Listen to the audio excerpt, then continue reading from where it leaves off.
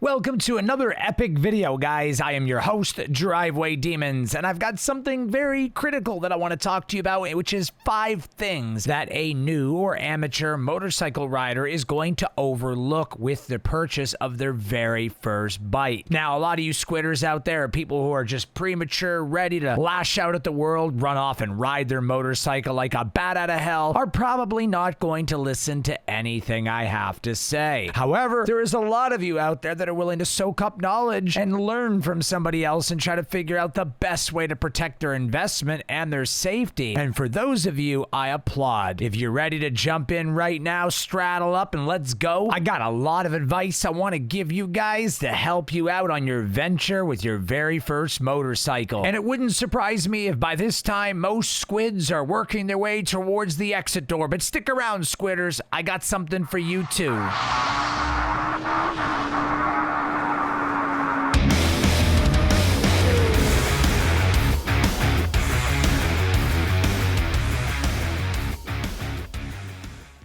So you wake up first morning with your brand new motorcycle. Congratulations, by the way.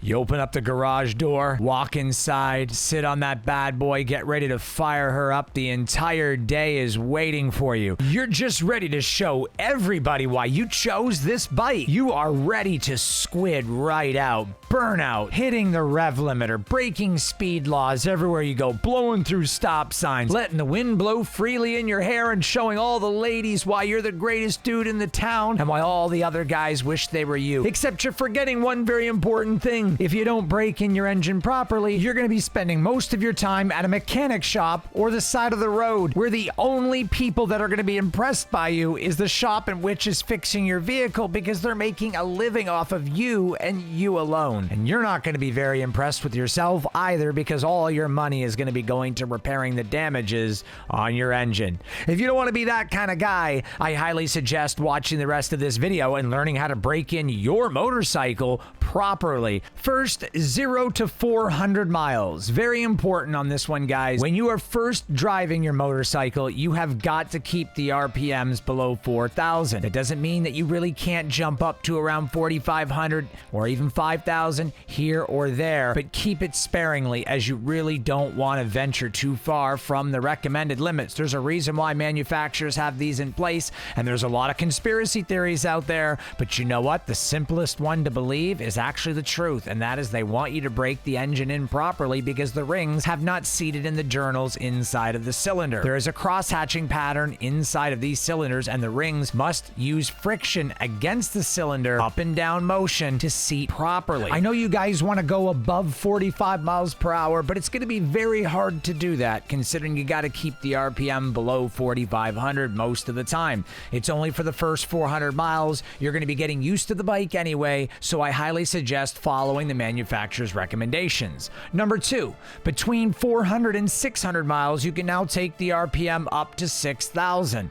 I say you can sparingly go to 7,000 or even 8,000 if need be in a situation that calls for it. But remember, same thing goes from the first 400 miles, and that is keep the RPM below 6,000 and vary the RPM and speed, so this way you're not continuing the same RPM for too long. This is going to help break in your engine properly for the long run, and you're going to thank yourself and pat yourself on the back that you did such a good job in the near future when your engine's compression is perfect and you have 0 issues with your motorcycle. Number 3, pat yourself on the back as you've made it 600 miles without squidding out completely and destroying your motorcycle, and you've managed this far to follow the manufacturing break-in procedure. You've only got one step left. Don't blow it now, kiddos, or should I say squiddos. This is it right here. This is everything. This is for all the marbles. Number 3, range 600 miles into 1,000 miles. You can get on the bike more spiritedly, take the RPM to 10,000, 12, heck, even 14,000.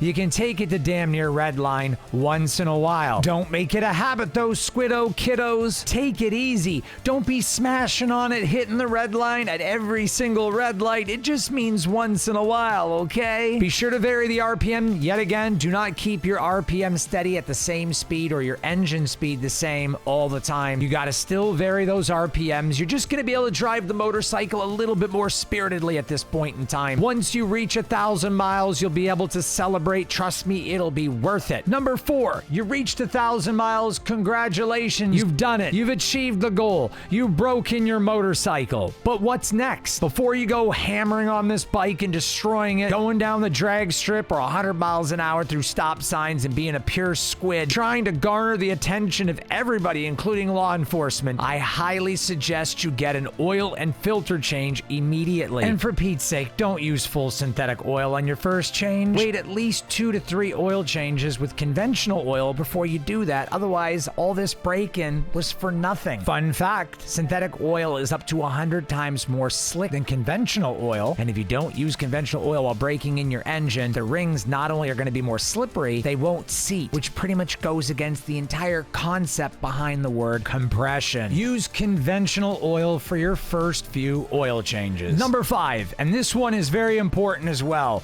Don't go out there dumping the clutch or trying to accelerate extremely hard or fast in your newly broken in motorcycle, as your tires most likely have not been broken in properly either. So you want to kind of do that at the same time you're breaking in the engine. You ask me, Driveway Demons, how do I do that? Well, when you're driving down the road and you're taking turns, try to lean and use all of the tire, even though you're not going to be redlining your bike or driving it super hard. I highly anticipate that you guys are going to leave this part out, but do not do that. Do not make that mistake. Be sure to use all of your tire when you're leaning into turns and when you're riding your motorcycle up to the first 1,000 miles. If you don't break in your tire correctly, you're going to have chicken strips. If you don't know what that is, Google is your friend. I highly suggest breaking in your tires properly. Otherwise, when you break the engine in, do your oil change and go to make your first wicked squid pull, you're going to break traction and possibly crash. Do you even physics, bro? In order to avoid this, I highly suggest making sure you use all of your tire and make sure all that slicky, slimy, squeaky stuff that's on brand new tires has completely worn off before you go sending yourself to the moon and back on your brand new rocket ship of a motorcycle. Well, that's gonna do it, guys. Thanks so much for being here. I really appreciate you. Be sure to subscribe, tap the bell, give me a thumbs up, comment below. What do you guys think of this video? And don't forget, exclusively new home for Driveway Demons merchandise is Acrylics.com. Acrylics with a 1 right there on the screen. Be sure to check out all the live game streams on YouTube, Facebook, and Twitch. Acrylics with a 1 also right there on the screen.